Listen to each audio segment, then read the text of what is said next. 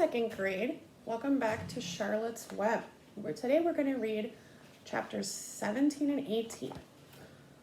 First chapter is called Uncle. So we know they're at the fair now. So let's read about that. When they pulled into the fairgrounds, they could hear music and see the Ferris wheel turning in the sky. They could smell the dust of the racetrack where the sprinkling cart had moistened it. They could smell hamburgers frying and see balloons aloft. They could hear sheep ladding in their pens. An enormous voice over the loudspeaker said, "Attention, please. Will the owner of a Pontiac car, license number H2439, please move your car away from the fireworks shed?" "Can I have some money?" asked Fern. "Can I too?" asked Avery. "I'm going to win a doll by spinning a wheel, and it will stop at the right number," said Fern. "I'm going to steer a jet plane and make it bump into another one." "Can I have a balloon?" asked Fern. "Can I have a frozen custard and a cheeseburger and some raspberry soda pop?" asked Avery. "You children, be quiet till we get the pig unloaded," said Mrs. Arabelle. "Let's let the children go off by themselves," suggested Mr. Arabelle. "The fair only comes once a year." Mr. Arabelle gave Fern 2 quarters and 2 dimes. 2 quarters and 2 dimes. How much is that? Let's see. 25, 25, that's 50. 10 and 10. That's 60, 70 cents. He gave Avery 5 dimes and 4 nickels. Let's see. 5 dimes. Let's count. 5, 10, 20, 30, 40, 50. And then we have to add the 4 nickels. They're 5 cents a piece. So then that's 5, 10, 15, 20. So he also got 70 cents. "Now run along," he said, "and remember, the money has to last all day. Don't spend it in the first few minutes. And be back here at the truck at noon so we can all have lunch together. And don't eat a lot of stuff that's going to make you sick to your stomach. And if you go on those swings," said Mrs. Arabelle, "you hang on tight. You hang on very tight, hear me? And don't get lost," said Mrs. Zuckerman, "and don't get dirty, and don't get overheated," said their mother. "Watch out for pickpockets," cautioned their father. "And don't cross the racetrack when the horses are coming," said Mrs. Zuckerman. The children grabbed each other by a hand and danced off in the direction of the merry-go-round towards the wonderful music and the wonderful adventure and the wonderful excitement into the wonderful midway where there would be no parents to guard them and guide them, and they could be happy and free and do as they pleased. Mrs. Arabelle stood quietly and watched them go. So look, they're going to the fair. It's like a carnival. Then she sighed. Then she blew her nose. "Do you really think it's all right?" she asked. "Well, they've got to grow up sometime," said Mrs. Arabelle, "and a fair is a good place to start." While Wilbur was being unloaded and taken out of his crate into his new pig pen, crowds gathered to watch. They stared at the sign, "Zuckerman's Famous Pig." Wilbur stared back and tried to look extra good. He was pleased with his new home. The pen was grassy. It was shaded from the sun by a shed roof. Charlotte watched her chance, scrambled out of the crate, climbed a post to the underside of the roof. Nobody noticed her.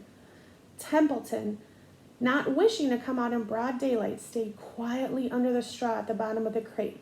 Mrs. Zuckerman poured some milk into Wilbur's trough, pitched clean straw into his pen, and then he and Mrs. Zuckerman and the Arabelles walked away towards the cattle barn to look at purebred cows and to see the sights. Mr. Zuckerman particularly wanted to look at the tractors. Mrs. Zuckerman wanted to see a deep freeze. Lurvy wandered off by himself, hoping to meet friends and have some fun on the midway.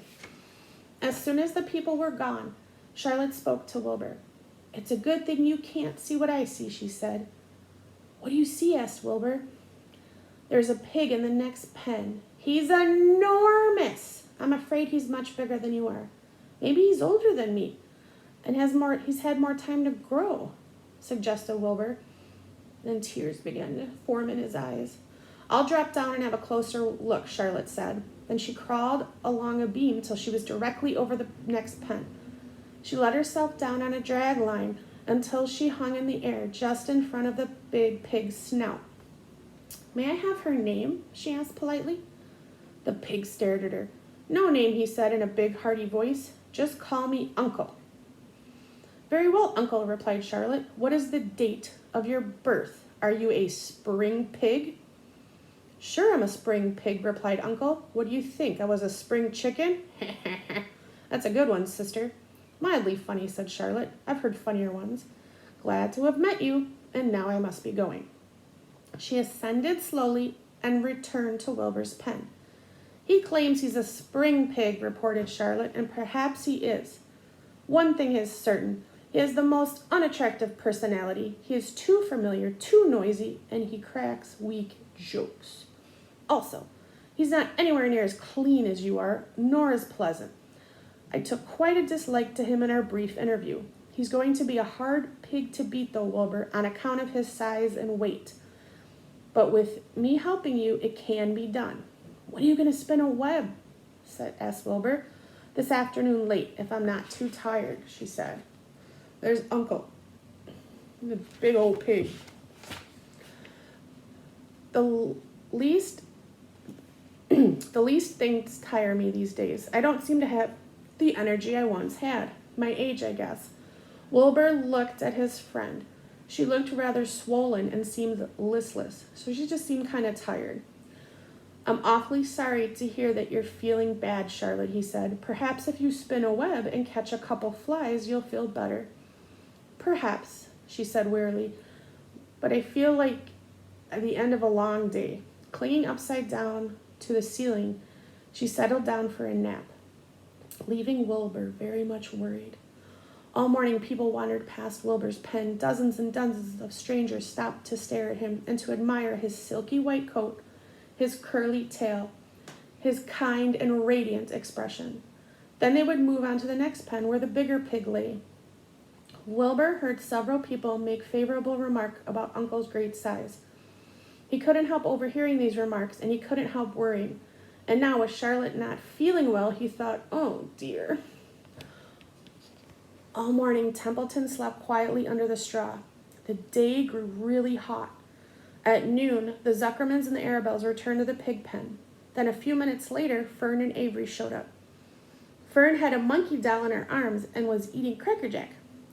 Avery had a balloon tied to his ear and was chewing a candied apple. The children were hot and dirty. Isn't it hot, said Mrs. Zuckerman. It's terribly hot, said Mrs. Arabelle, fanning herself with an advertisement. One by one, they climbed into the truck and opened the lunch boxes. The sun beat down on everything. Nobody seemed hungry. When are the judges going to decide about Wilbur? Asked Mrs. Zuckerman. Not till tomorrow, said Mr. Zuckerman. Lurvy appeared, carrying a blanket that he had won. That's just what we need, said Avery, a blanket. Of course it is, replied Lurvy, and he spread the blanket across the sideboards of a truck so that it was like a little tent. The children sat in the shade under the blanket and felt better. After lunch, they stretched out and fell asleep. So the next chapter is the cool of the evening. So it's really hot. You know when it's really hot and you're just tired and you don't want to eat? That's what they're feeling now. So this next chapter, the cool of the evening, and we know when the sun goes down, it gets a little cooler. In the cool of the evening, when shadows darkened the fairgrounds, Templeton crept from the crate and looked around. Wilbur lay asleep in the straw. Charlotte was building a web. Templeton's keen nose detected many fine smells in the air. The rat was hungry and thirsty. He decided to go exploring. Without saying anything to anybody, he started off. Bring me back a word, Charlotte called after him. I shall be writing tonight for the last time. The rat mumbled something to himself and disappeared in the shadows. He did not like being treated like a messenger boy. After the heat of the day, the evening came as a welcome relief to all. The Ferris wheel was lighted now. It went round and round in the sky and seemed twice as high by day. There were lights in the midway, and you could hear the crackle of the gambling machines and the music of the merry-go-round and the voice of the man in the Beano booth calling numbers. It's kind of like bingo. The children felt refreshed after their naps. Fern met her friend Henry Fussy, and then he invited her to ride with him in the Ferris wheel. He even bought a ticket for her so it wouldn't cost her anything.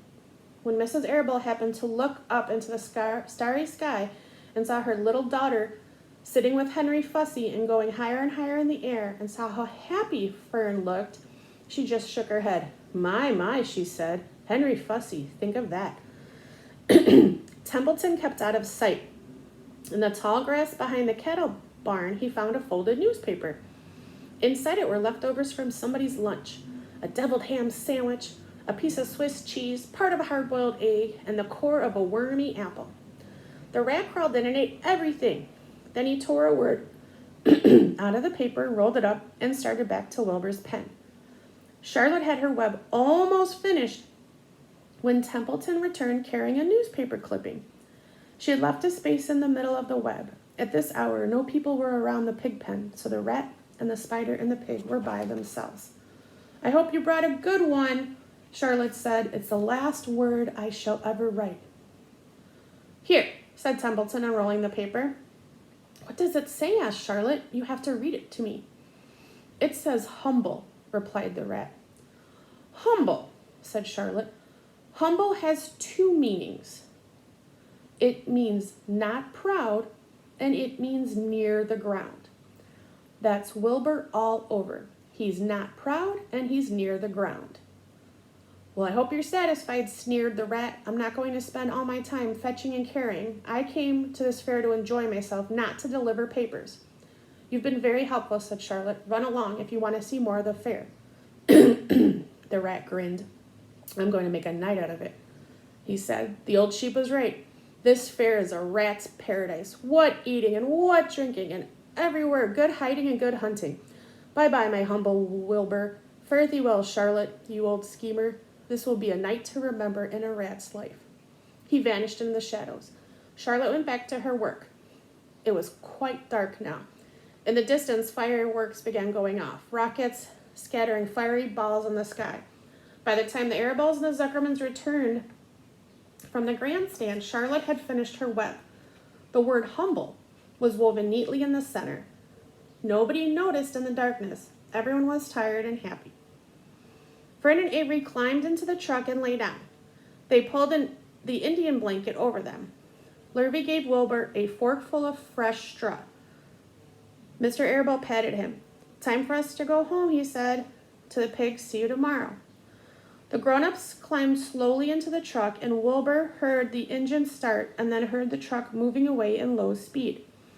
He would have felt lonely and homesick had Charlotte not been with him. He never felt lonely when she was near. In the distance, he could hear the music of the merry-go-round. He was dropping off to sleep. He spoke to Charlotte. "Sing me that song again about the dung in the dark," he begged. "Not tonight," she said in a low voice. "I'm too tired." Her voice didn't seem to come from the web. "Where are you?" he asked. "I can't see you. Are you on your web?" "I'm back here," she answered, "up in the back corner." "Why aren't you on your web?" asked Wilbur. "You almost never leave your web." "I've left it tonight," she said. Wilbur closed his eyes. "Charlotte," he said after a while, "do you really think Zuckerman will let me live? Do you really think so?" "Of course," said Charlotte. "You're a famous pig, and you're a good pig.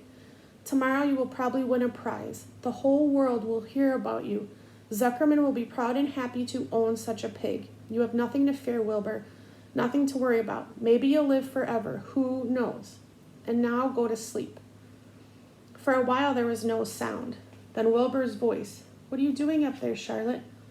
"Oh, making something," she said. "Making something as usual." "Is it something for me?" asked Wilbur. "No," said Charlotte. "It's something for me, for a change." "Please tell me what it is," begged Wilbur. "I'll tell you in the morning," she said. "When the first light comes into the sky, and the sparrows stir, and the cows rattle their chains, when the rooster crows and the stars fade, when early cars whisper along the highway, you look up here and I'll show you something. I'll show you my masterpiece." Before she finished the sentence, Wilbur was asleep. She could tell by the sound of his breathing that he was sleeping peacefully deep in the straw. Miles away at the Arabelle house, the men sat around the kitchen table, eating a dish of canned peaches and talking about the events of the day. Upstairs, Avery was already in bed and asleep. Mrs. Arabelle was tucking Fern into bed. "Did you have a good time at the fair?" she asked. She kissed her daughter. Fern nodded. "I had the best time I have ever had anywhere or any time in my whole life." "Well," said Mrs. Arabelle, "isn't that nice?" All right, thank you for listening, boys and girls. I'll see you soon.